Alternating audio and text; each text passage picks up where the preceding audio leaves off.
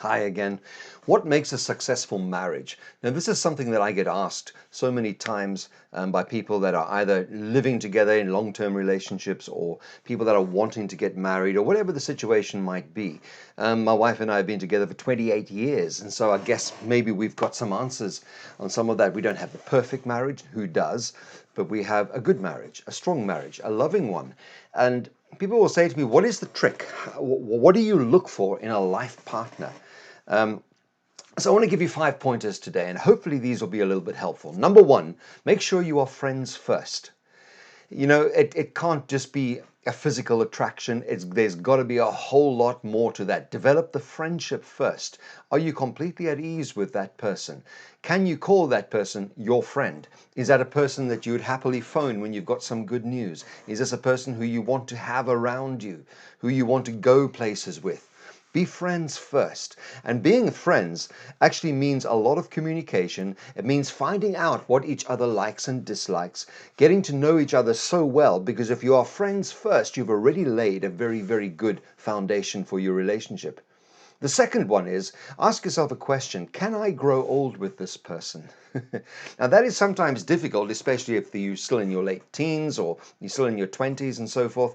But when I met the lady that was to become my wife when I was 24 years old, that is exactly what I asked myself.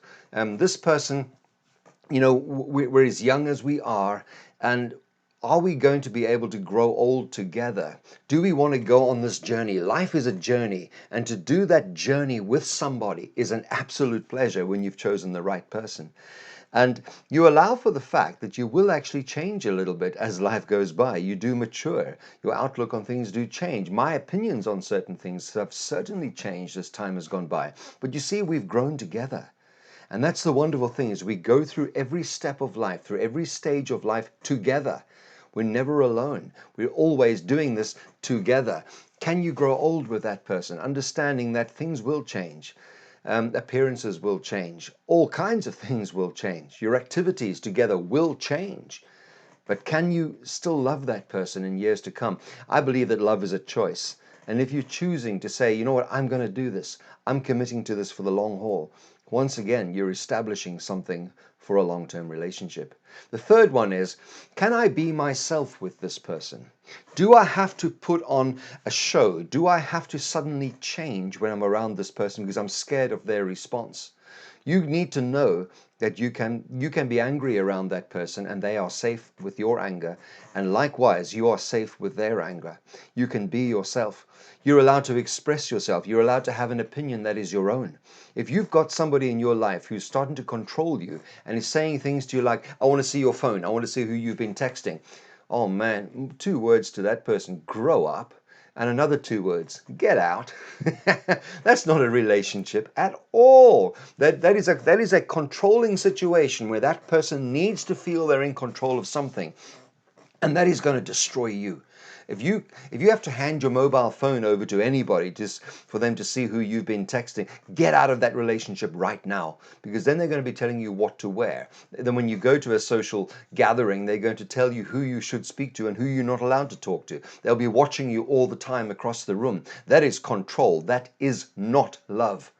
It is not love. They will lie to you and say, oh, that's just how much I love you. That's why I'm so jealous, because I love you so much. Absolute rubbish. There is no behavior like that in love whatsoever. They are lying to you. They do not love you at all. Get out of that relationship before it gets worse, and it will get worse.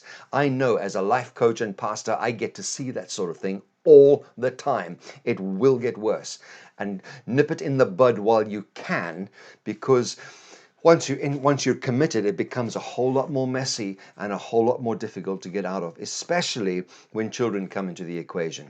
Can you be totally yourself around that person? Play your music and see your friends, not constantly telling them where you're going to. With my wife and I, if I'm popping out, I'll say, this is where I'm going.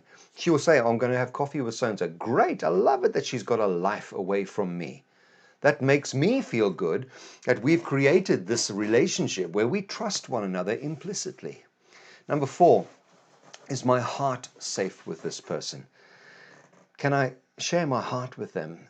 knowing full well that it might be so very different to anything that they're experiencing in their own life? Can I share exactly how I really, really feel, even if I know that it might upset them a little bit? Is my heart safe with them?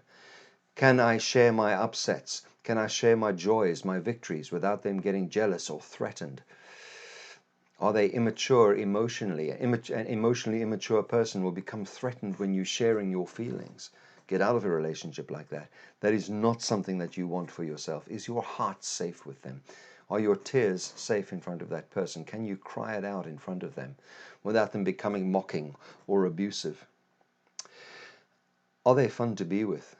That's number 5. Is that person fun to be with? Or is it hard work? And you're saying, you know what, the family expects me to get married sometime soon. And this seems like a good option. They seem to like me.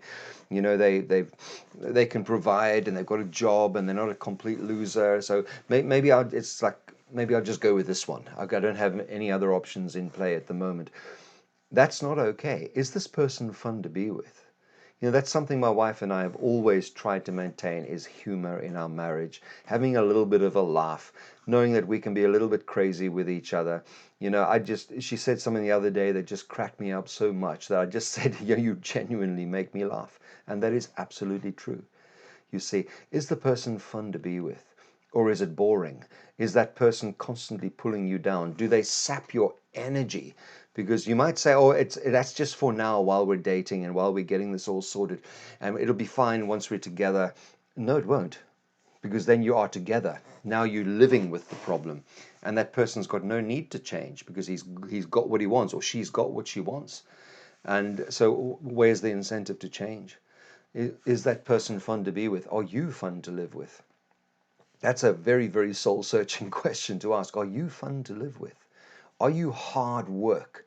Are you going out of your way to be as difficult as you can because it gets you some sort of attention? That needs to stop.